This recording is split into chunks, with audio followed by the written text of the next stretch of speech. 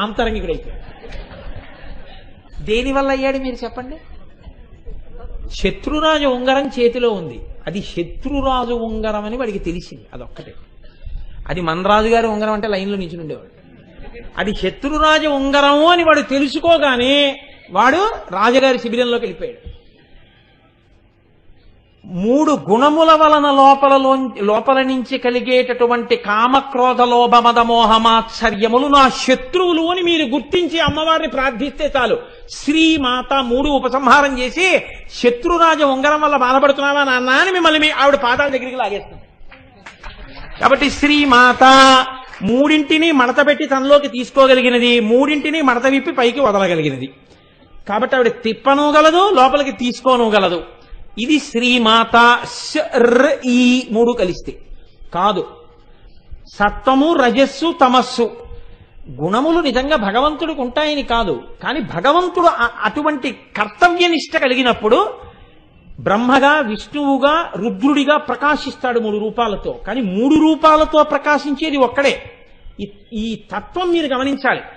మీరే రేపు ఉదయం మా ఇంటికి వచ్చి, అంటే మా ఇంటికి ఉదయం రమ్మని కాదు నా ఉద్దేశం, ఎవరూ రాకపోతేనే నాకు ఎక్కువ సంతోషం. ఉదయం నేనేదో ధావళి కట్టుకుని సంధ్యావందనం చేసుకున్నాను అనుకోండి, మీరు వెంటనే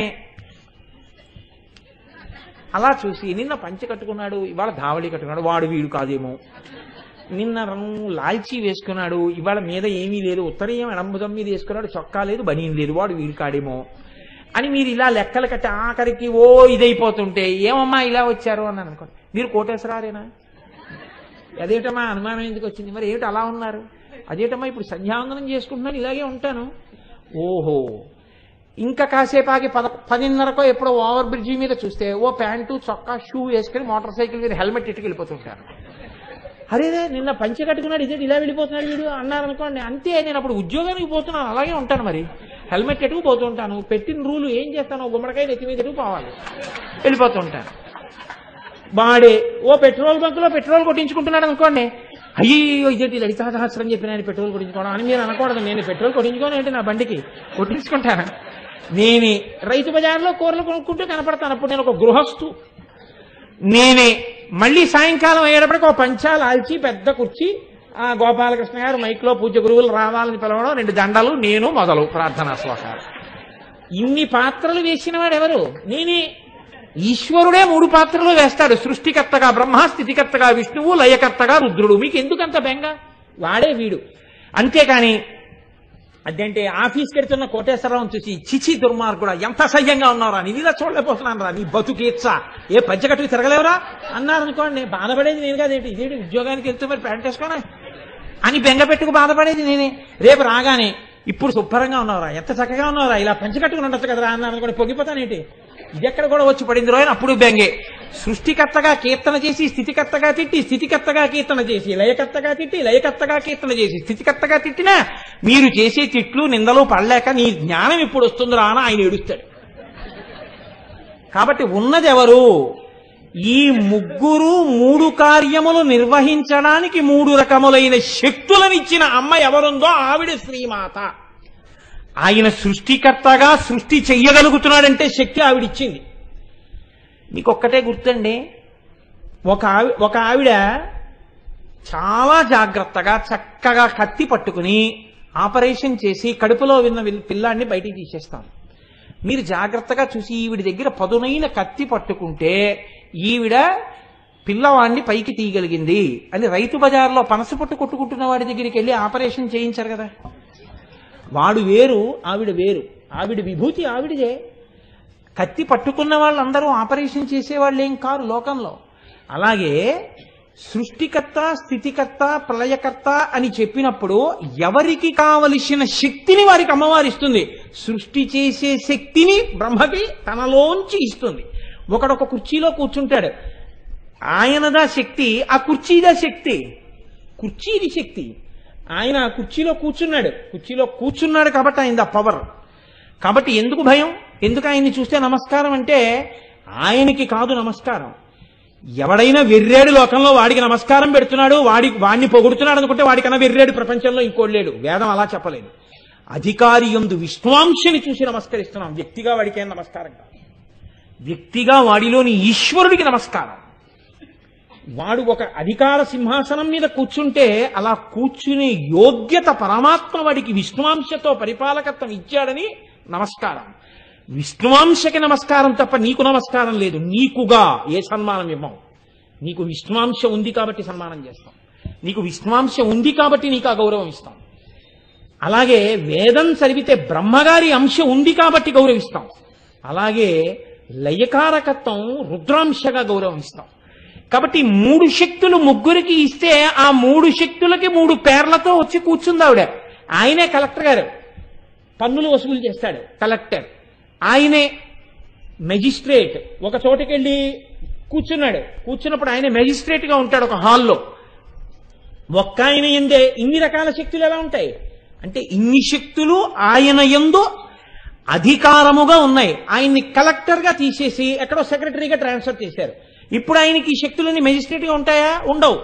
ఆయనకి అక్కడ శక్తులు వస్తాయి. ఎలా వచ్చాయి? కూర్చునే కుర్చీని బట్టి వచ్చాయి. బ్రహ్మకి బ్రహ్మశక్తి, విష్ణువుకి విష్ణుశక్తి, శివుడికి శివశక్తి ఎక్కడి నుంచి వచ్చాయి? అమ్మవారు ఆ శక్తుల్ని ఇచ్చింది. కాబట్టి 3 శక్తులను ఇచ్చిన ఆదిశక్తి ఎవరుందో ఆవిడ ముగురమ్మల మూలపుటమ్మ, ఆవిడ శ్రీమాత. కాబట్టి అమ్మా ఇన్ని శక్తులకు ఆలవాలమైన ఆదిశక్తివి నువ్వు, అందుకని చెప్పి నిన్ను ఈ రీతిగా మేము స్తోత్రం చేస్తున్నామమ్మా అన్నారు. ఇటువంటి తల్లి ఎవరున్నదో ఈ తల్లియే ఇంతమందిలో ఇన్ని శక్తులను ప్రవేశపెట్టి ఈ లోకాలన్నీ కదిలేటట్టుగా ఈ నిన్నటి రోజున చంపకాశోక పున్నాగ సౌగంధికల సత్కచ అన్న నామం గురించి మీకు కొంత వివరణ చేసి ఉన్నాను. కొంత అంటే మళ్ళీ ఇవాళ మళ్ళీ మొదలు పెడతావా అని అనుకోకండి, ఇంక అక్కడతో పూర్తి అయిపోయినట్టే. ఇవాళ కురువిందమణి శ్రేణి కనత్కోటీరమండిత, ఇది కూడా 16 అక్షరాలతో కూడినటువంటి నామమే. దీన్ని కూడా మధ్యలో విరవడం కానీ మధ్యలో ఆపడం కానీ చేయకూడదు, పూర్తిగానే చదవవలసి ఉంటుంది. కురువిందమణి శ్రేణి కనత్కోటీరమండిత. మీరు ఈ నామం గురించి వినే ముందు ఒక చిన్న విషయాన్ని ప్రయత్నం చేయండి వినడానికి. తల మీద పెట్టుకునేటటువంటి ఆభరణములు కొన్ని ఉంటాయి. ఎందుకని అంటే అసలు శాస్త్ర ప్రకారం అయితే ఏమిటంటే తలపాగా అని ఒకటి చుట్టుకుని ఉండాలి. అందున పండితుడైనటువంటి వాడు తప్పకుండా తలపాగా చుట్టుకుని ఉంటారు. అది ఒక లక్షణం. అందుకే నా కుండలి, నా మకుటి, నా స్రగ్వి, నాల్పభోగవాన్ అంటారు రామాయణం బాలకాండలో వాల్మీకి మహర్షి. అందుకే అసలు పండిత సత్కారము అంటే ఏంటంటే ఒక తలపాగా ఒకటి చుడతారు. అది తలపాగా చుట్టడం ఒక మర్యాద. అలాగే కంచుకములు తలకట్లును కాంచన భూషాంబరములు మెరయగ గోపకు లేతించిరి మంచి పదార్థములు కొనుచు మాధవు చూడన్. పెద్దవాళ్ళ దగ్గరికి వెళ్ళినప్పుడు తలపాగా చుట్టుకుని వెళ్తారు. అలాగే ఈశ్వర సన్నిధానంలోకి వెళ్ళి నమస్కారం చేసేటప్పుడు అవన్నీ తీసేసి నమస్కారం చేస్తారు. అది ఒక మర్యాద. అలాగే సర్వేంద్రియాణం నయనం ప్రధానం సర్వస్య గాత్రస్య శిర ప్రధానం. ఇంద్రియములన్నింటిలో కన్ను చాలా గొప్పది, అవయవములన్నిటిలో తల చాలా గొప్పది. కాబట్టి తలని రక్షించుకోవలసి ఉంటుంది. ఈశ్వరుడు అందుకే తలకి పెట్టినంత రక్షణ కవచాన్ని బహుశः దీనికి పెట్టలేదు. ఒక్క మెదడిస్తేనే ప్రపంచాన్ని తినేస్తున్నాడు. 2 కళ్ళు ఇద్దాం, 2 ముక్కు కన్నాలు ఇద్దాం కానీ మెదడొక్కటి ఇద్దామని ఒక మెదడే ఇచ్చాడు. కానీ ఆ ఒక్క మెదడిని ఎంత జాగ్రత్త చేశాడంటే బ్రహ్మాండమైన పింక్ ఒకటి పెట్టాడు కపాలం. దీని మీద మళ్ళీ జుత్తు పెట్టాడు. అది కూడా రక్షణ కోసమనే ఈశ్వరుడు యొక్క నిర్ణయం. ఇన్నిటిని ఏర్పాటు చేసి భగవానుడు ఈ తలలోనే జ్ఞానేంద్రియములు ఎక్కువగా ఉంటాయి. పడుకున్నటువంటి వాడు పరుపు లేకపోయినా పర్వాలేదు కానీ తలగడా ఒకటి ఇప్పించండి చాలంటాడు. అందుకని తల కింద తలగడా పెట్టుకుని పడుకుంటాం. సమానత్వం అన్నది బహుశः తల దగ్గర కుదరదనుకుంటాను నేను. అసలు సమానత్వం అంటారు కానీ అన్ని వేళలా సమానత్వాలు ఎలా కుదురుతాయండి? రైలు ఎడుతుంటే బస్సుకి సమానత్వం అండి, గేట్ వేయిద్దంటే రైలు వెళ్ళేటప్పుడు గేట్ వేసి తీరుతారు. సమానత్వం ఎలా కుదురుతుంది? ఇంకా ఎప్పుడూ ఉంటుంది లోకంలో. అదొక అర్ధరహితమైన సిద్ధాంతం. ఎప్పుడూ అలా సమానత్వం అనేది అన్ని వేళలా అన్ని విషయాల యందు తీసుకురావడం కుదరని పని. కాబట్టి తల అనబడేటటువంటి దానికి ఒక ప్రత్యేకమైన గౌరవం ఉంటుంది. కాబట్టి దాని కింద ఒక తలగడా పెడుతుంటాం. సర్వస్య గాత్రస్య శిర ప్రధానం. ఈ తలని రక్షించుకోవడానికి ఒక టోపీ అనబడేటటువంటి దాన్ని ఒకటి ఈ మధ్య కాలంలో వాడడం అన్నది అలవాటు. అది వైదిక సంప్రదాయంలో, భారతీయ సంప్రదాయంలోది కాదు టోపీ పెట్టుకోవడం అన్నది. సూటు, బూటు, హ్యాట్ అనేటటువంటి మూడు పాశ్చాత్యుల యొక్క సంప్రదాయం. కాబట్టి అది మన దానిలోది కాదు. కానీ తేలికైనవన్నీ పట్టుకోవడం మనకు అలవాటు అయిపోయి వైదిక సంస్కృతిని పక్కన పెట్టుకోవడానికి అలవాటు పడిపోయిన వాళ్ళం కాబట్టి తలపాగా పక్కన పెట్టి టోపీలు పెట్టుకుంటున్నాం. కనుక టోపీ అనేటటువంటిది కాదు, తలపాగా పెట్టుకోవడం అనేటటువంటిది ఉంది. తలపాగా అందరూ పెట్టుకుంటారు. కానీ ఇప్పటికీ మీరు చూడండి, ఉత్తర భారతదేశం వెడితే కొన్ని రాష్ట్రాలలో ఉండేటటువంటి వాళ్ళు పంచె కట్టుకోవడం, లాల్చీ వేసుకోవడం ఎంత ప్రధానమో టోపీ పెట్టుకోవడం కూడా అంతే ప్రధానంగా ఉంటుంది. మీకు మహారాష్ట్రలో ఈ సంప్రదాయం చాలా ఎక్కువగా కనపడుతుంది. వాళ్ళు మల్లె పువ్వు లాంటి టోపీలు పెట్టుకు తిరుగుతుంటారు చక్కగా. బహుశా కొత్తల్లుడికి కూడా టోపీ పెడతారేమో అనుకుంటున్నాను నేను పండగకు వస్తే అక్కడ. అందుకని అక్కడ టైలర్ల దగ్గర బహుశా ఒంటి కొలతలతో పాటు తల కొలతలు కూడా ఉంటాయేమో టోపీ కూడా కుట్టడానికి. అందుకని టోపీ అనేది ఒక సంప్రదాయంగా అంతర్లీనంగా ఉంది. టోపీ వేరు, తలని రక్షించుకోవడానికి పెట్టుకునేవి వేరు. యుద్ధానికి వెళ్ళినటువంటి సైనికులు కూడా శిరస్సుని రక్షించుకోవడం కోసమని ఒక రకమైన పరికరాన్ని తగిలించుకుంటారు. దాన్ని హెల్మెట్ అంటే ఏమైనా పెద్ద దోషమేం లేదేమో, అటువంటి దాన్ని ఒకదాన్ని శిరస్త్రాణము అంటారు. అంటే శిరస్సుని రక్షించుట కొరకు ఉపయోగింపబడేటటువంటి సాధనం.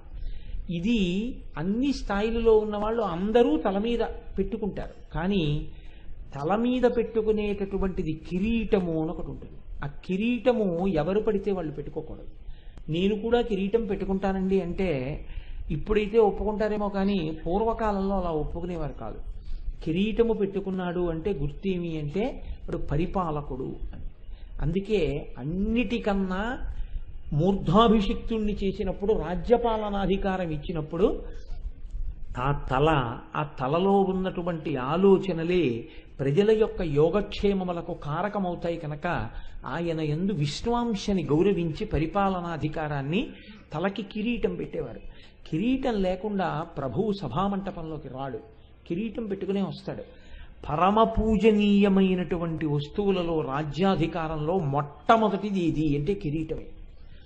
ఆ కిరీటాన్ని అంత ప్రోక్షణ చేస్తారు, అంత భద్రంగా ఉంచుతారు.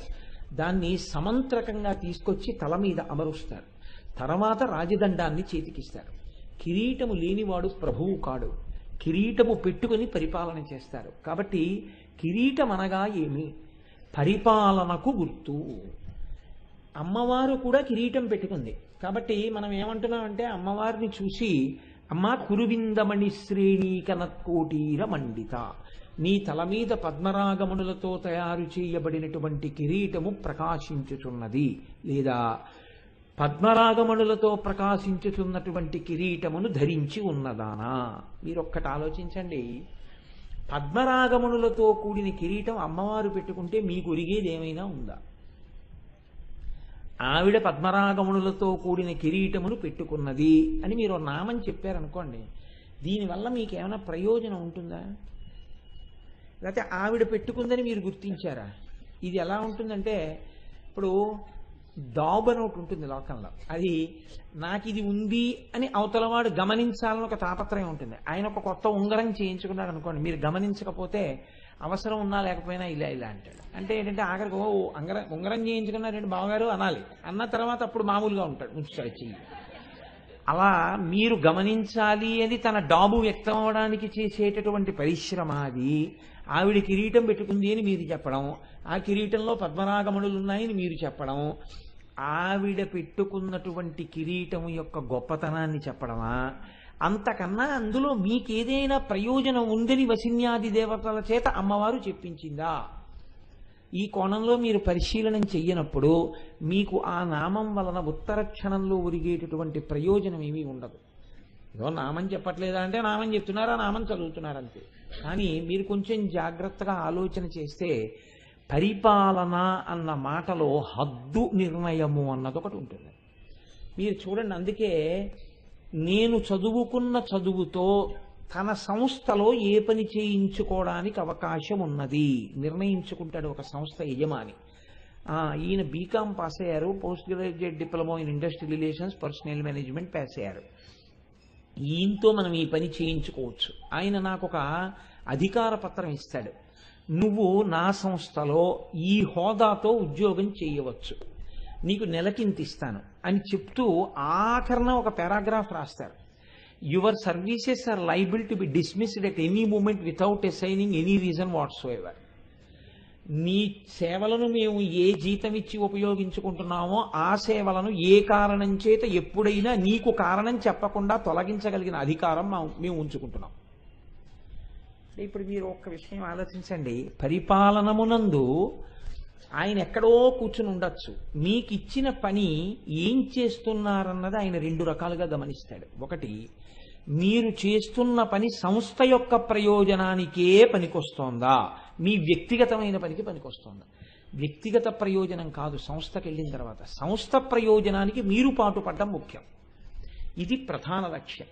అందుకే ఎడ్విన్ బి ఫిలిపో అని ఆయన పర్సనల్ మేనేజ్మెంట్ రాస్తూ అమెరికన్ రైటర్ అంటాడు, an able personnel manager is a manager who can synchronize the individual objectives with that of the organizational objectives, simultaneously taking care of the individual needs of an employee అంటాడు. అంటే వ్యక్తిగతమైనటువంటి అభిరుచులను అవసరములను దృష్టిలో పెట్టుకుంటూ వ్యక్తిగతమైనటువంటి లక్ష్యములను సంస్థకు సంబంధించిన లక్ష్యములతో సమ్మిళితము చేసి సంస్థ ప్రయోజనములను సాధించి పెట్టుట యందు తన సిబ్బందిని నడిపించగలిగిన సమర్థత కలిగిన వాడు ఆయన నిజమైనటువంటి సమర్థవంతమైన పరిపాలకుడు అంటాడు ఎడ్విన్ బి ఫిలిపో. ఆయన ఎప్పుడో అన్నాడు, కానీ మన వాళ్ళు వసిన్యాది దేవతలు అమ్మవారిని స్తోత్రం చేస్తూనే కిరీటంలో అన్నారు. పరిపాలన అన్న మాటకు అర్థమేమి అంటే, మీకు తెలియకుండానే మీ హద్దులను చూచుట. మీకు ఒక ఉద్యోగం ఇచ్చారనుకోండి, ఉద్యోగంతో పాటు అధికారం ఉంటుంది. ఇప్పుడు ఈ అధికారమును మీరు సద్వినియోగం చేస్తున్నారా దుర్వినియోగం చేస్తున్నారా, రెండిటినీ యజమాని చూస్తాడు. ఏమంటే మన పని మనకి చేసేస్తున్నాడు కదా, వాడో 1000 రూపాయలు పుచ్చుకుంటే మనకెందుకు అని ఊరుకోడు. 5 పైసలు పుచ్చుకున్నా మిమ్మల్ని ఉద్యోగం నుంచి తీసేస్తారు. వాళ్ళు ఇచ్చిన జీతం తప్ప మీరు 1 కోటి రూపాయలు అవతల వాడికి సంస్థ చెల్లించవలసిన చెక్ మీరు ఇచ్చినా 5 పైసలు పుచ్చుకోవడానికి మీకు అర్హత లేదు. సంస్థ ఇచ్చిన జీతం పుచ్చుకోవడానికే మీకు అర్హత ఉంది. అది మీరు దాటినట్టు యజమాని గమనించాడనుకోండి, ఎప్పుడైనా ఉద్యోగంలోంచి తీసేయడం కాదు, కారాగారంలో పెట్టేసేయచ్చు. బహుశా నిన్నటి రోజు మీరు రిపబ్లిక్ డే ప్రసంగంలో, భారత రాష్ట్రపతి ప్రసంగంలో కూడా ఈ అంశం ఇమిడి ఉంది, అవినీతిని గురించి. ఇది ఇప్పుడు చెప్పలేదు, వసిన్యాది దేవతలు ఎప్పుడో చెప్పారు. అవి మరిచిపోయి లోకం ఇవాళ కొత్తగా ప్రసంగాలు చేసుకోవలసి వస్తోంది అధికారులు. అసలు వాటిని అనుసంధానం చేసుకుంటే ఈ ప్రసంగాల అవసరాలు ఉండవు. కాబట్టి చూడండి, మీ అధికారము యొక్క హద్దు చూడబడుతూ ఉంటుంది యజమాని చేత.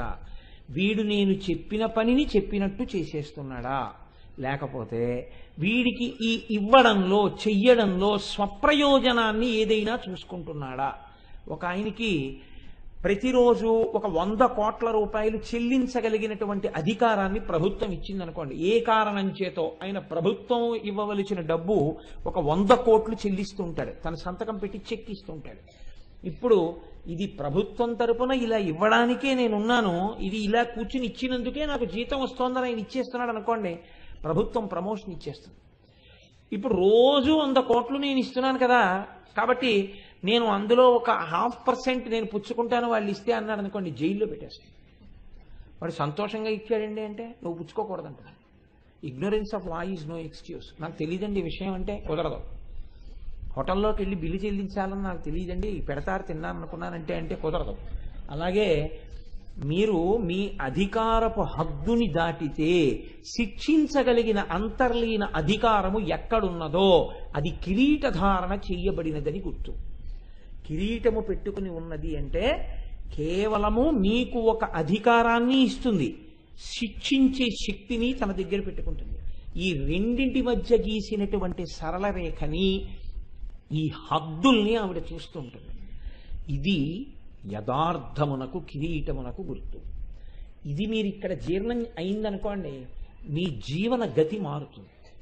ఇది అర్థం కాలేదనుకోండి, అప్పుడు ఏమవుతుందంటే ఆవిడ కిరీటం పెట్టుకుందని మీరు అర్థం చెప్తారు. ఆవిడ కిరీటం పద్మనాగమణులతో పెట్టుకుంటే మీకెందుకు, ముత్యాలతో పెట్టుకుంటే మీకెందుకు? దానివల్ల మీకేమైనా ప్రయోజనం ఒరిగిందా నాకు చెప్పండి? ఏమీ ఒరగలేదు. ఆయన ఆఫీసర్ గారు అనగానే మీకు రెండు ఉండాలి. నన్ను జీతం ఇచ్చి పోషించేటటువంటి మహానుభావుడు కాబట్టి ఆయన మీ సీటు దగ్గరికి వస్తే మీరు లేచి నిలబడాలి. ఆయన కనపడగానే మీరు నమస్కారం చెయ్యాలి. ఆయన ఎందు విష్ణువాంశం ఉంది. రెండు, నేను ఏదైనా తప్పు చేస్తే నన్ను దండించగలిగినటువంటి వాడు భయం ఉంది. ఆయన యందు గౌరవము, ఆయన యందు భయము, ఈ రెండు ఏకకాలమునందు ఉంటే ఆ రెండు ఉండడానికి ఏ విధమైన అధికారము ఆయన యందు కేంద్రీకృతమైనదో ఆ అధికారమునకు గుర్తు ఆయన తల మీద ఉన్న కిరీటము. ఈనాడైతే ఆయన యొక్క సంతకము, ఆయన సంతకం కింద ఉన్న స్టాంపు. ఇప్పుడు రబ్బర్ స్టాంప్ వేస్తున్నాం, అప్పట్లో తల మీద ఉన్న కిరీటం దానికి గుర్తు. ఇందులో మీరు ఒక గమ్మత్తు గమనించండి. మీరు చెప్పారు బాగానే ఉందండి, ఇక్కడి వరకు మాకు అర్థమైంది, మీరు 10 మాటలు చెప్పక్కర్లేదు. ఒక ఉద్యోగి విషయంలో అతనికి ఇచ్చిన అధికారము, అతను దాటకూడనిటువంటి పరిధి, ఈ రెండిటిని చూస్తూ ఉంటాడు అధికారి. బాగుంది. ప్రపంచం విషయంలో, మనందరి విషయంలో అమ్మవారు ఎలా చూస్తుంది? నేను దీని గురించి పెద్ద వ్యాఖ్యానం చేయకుండా మీకు తేలికగా అర్థమయ్యే ప్రయత్నం ఒకటి చేస్తాను, మీరు గుర్తుపట్టేస్తారు. మీరు చూడండి, అమ్మవారు మీకు నాలుక అని ఒకటి ఇచ్చింది. మీకంటే నాకు కూడా నష్టమండి. నాలుక ఒకటి ఇచ్చింది. దేనికి ఇచ్చింది నాలుక? మీకు నాలుక ఎందుకండి అని అడిగాను అనుకోండి, నీ మొహం ఇచ్చా తెలియదా నీకంటారు. నాలుక ఎందుకు ఇచ్చింది? ఏమా దానికి ఎందుకంత భయపడతారు మీరు? నాకు ఏదైనా చెప్పడానికి. నేను మీకు ఇది చెప్తానే, రుచి చూడడానికి. ప్రధానం ఏమిటంటే నాలుక రుచిని చెప్తుంది. ఇప్పుడు మాటలాడడం అనేటటువంటిది, మాటలు రాని పిల్లవాడి నోటి మీద ఆవకాయ కారం పెడితే ఏడుస్తాడు. కాబట్టి ముందు మాట వచ్చిందా, రుచి తెలిసిందా? రుచి తెలిసింది. అంటే ప్రధాన ప్రయోజనం ఏది అంటే రుచి. రుచిని తెలుసుకోవడం నాలుక యొక్క ప్రధానమైన ఉద్దేశ్యం. మాటలాడని నాలుకలు కొన్ని ఉంటాయి లోకంలో, కానీ రుచి మాత్రం చెప్తాయి. రుచి చెప్పని నాలుక ఉండదు, మాటలాడలేని నాలుకలు ఉంటాయి. మీరు చూడండి లోకంలో. కాబట్టి నాలుక ప్రధాన ప్రయోజనమేమి అన్నప్పుడు రుచి చెప్పుట అన్నది ప్రధాన ప్రయోజనంగా చెప్పాలి. ఆ తర్వాత మాట్లాడడం చేత ధన్యత పొందుతాడు. రుచి రెండైపోతుందండో, అది గమ్మత్తు. రుచి రెండైతే మాట. రుచి యొక్క మొదటి స్వరూపం పదార్థము యొక్క రుచిని తెలుసుకోవడం. రుచి యొక్క రెండవ స్వరూపం భగవంతుని నామములో ఉన్న గొప్పతనాన్ని తెలుసుకోవడం.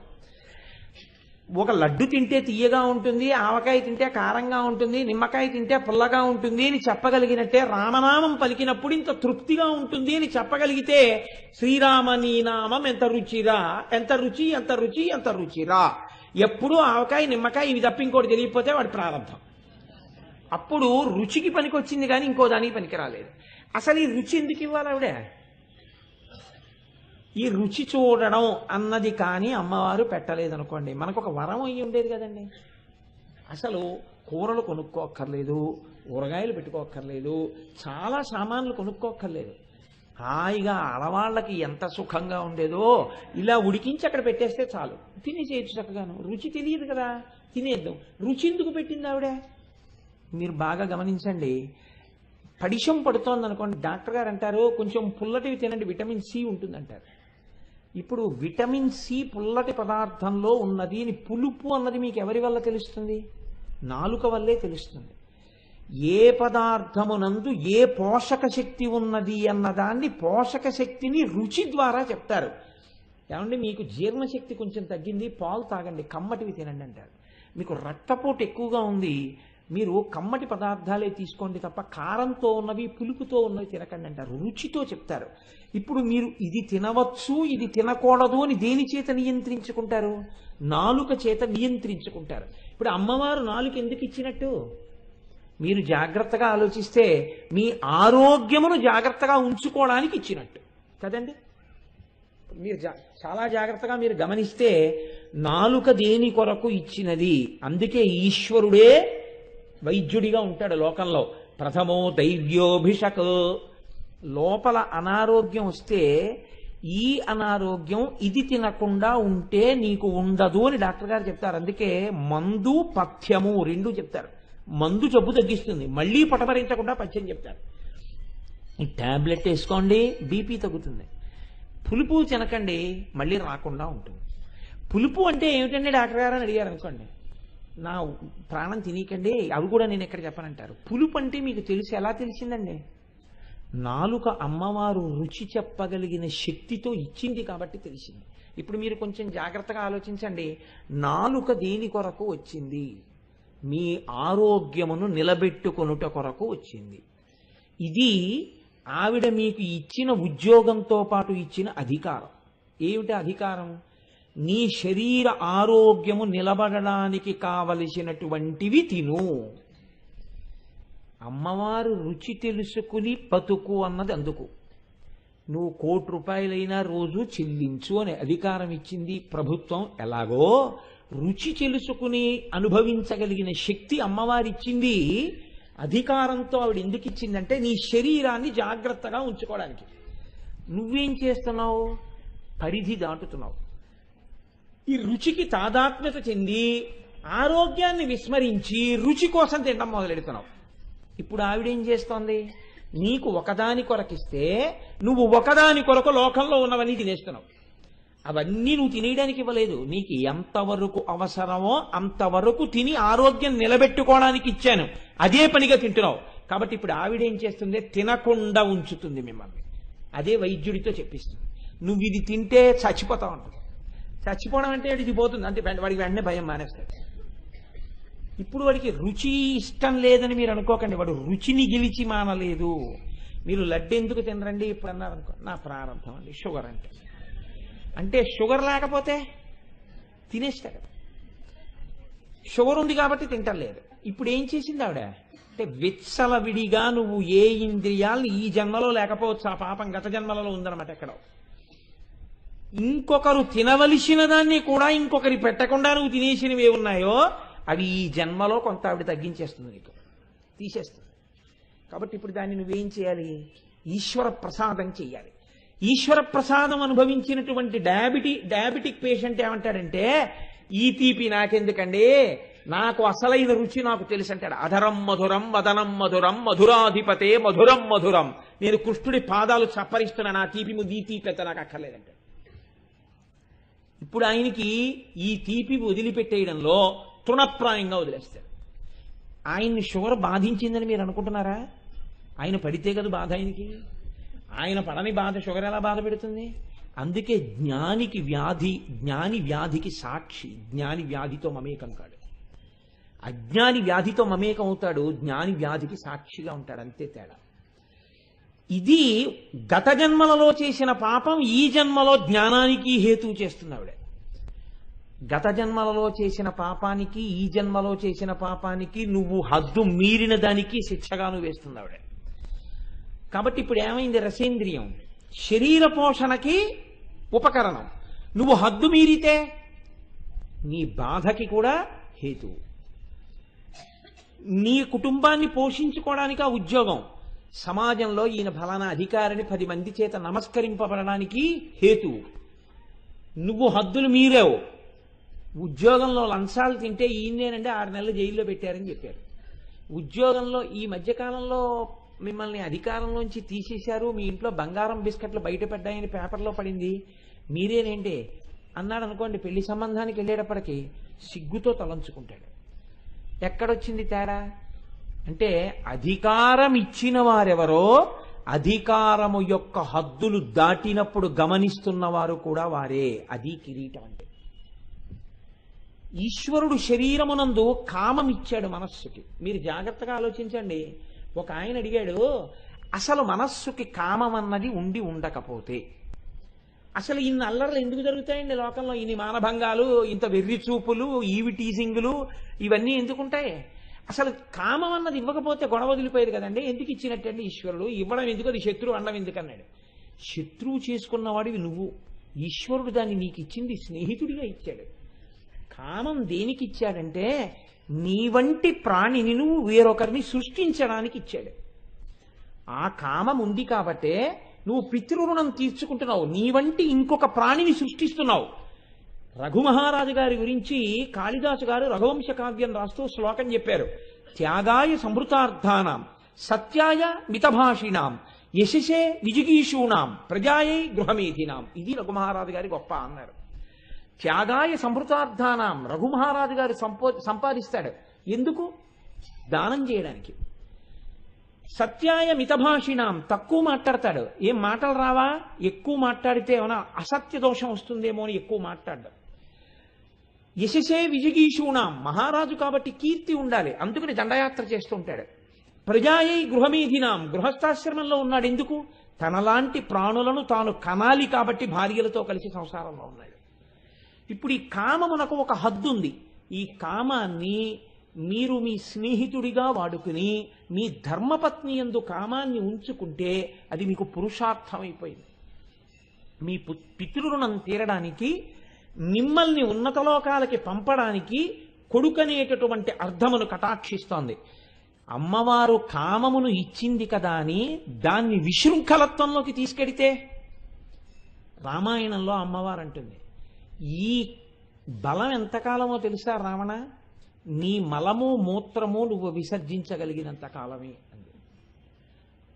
ఒకనాడు అమ్మవారు ఏం చేస్తుందంటే, శక్తినిచ్చానని కదా తిరిగావు, ఇప్పుడు 2 శక్తులు తీసేస్తున్నాను ఇచ్చిన దాన్నే కాబట్టి.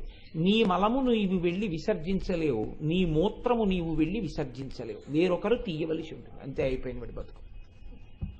బస్, నేను ఇంక చెప్పక్కర్లేదండి. భార్య అయినా సరే అలా చూసి ఓ 2 నెలలు చేస్తారు, 3 నెలలు చేస్తారు, ఇంకా విసిగెత్తిపోయి అంటారు, అబ్బా ఇంకా ఇంత బాధపడే కన్నానండి. అప్పుడు నువ్వు బతికున్నట్ట చచ్చిపోయినట్ట? ఇచ్చిన శక్తిని సద్వినియోగం చేసుకుని ఉండి ఉంటే పువ్వు వెళ్ళిపోయినట్టు ఈ లోకంలోంచి వెళ్ళిపోయి ఉండుండేవాడి. వెళ్ళిపోవడం ఎలాగో తథ్యం కాబట్టి. అందుకే అన్నీ తెలుసున్న వాడికి అమావాస్య మరణం, ఏమీ తెలియని వాడికి ఏకాదశి మరణం అని ఎందుకు వచ్చిందో తెలుసా అండి? ఏమీ తెలియని వాడికి ఒక్కటి తెలుసు, భగవంతుడి పట్ల భక్తితో బతకడం. అందుకని వాడు హద్దు మీరలేదు.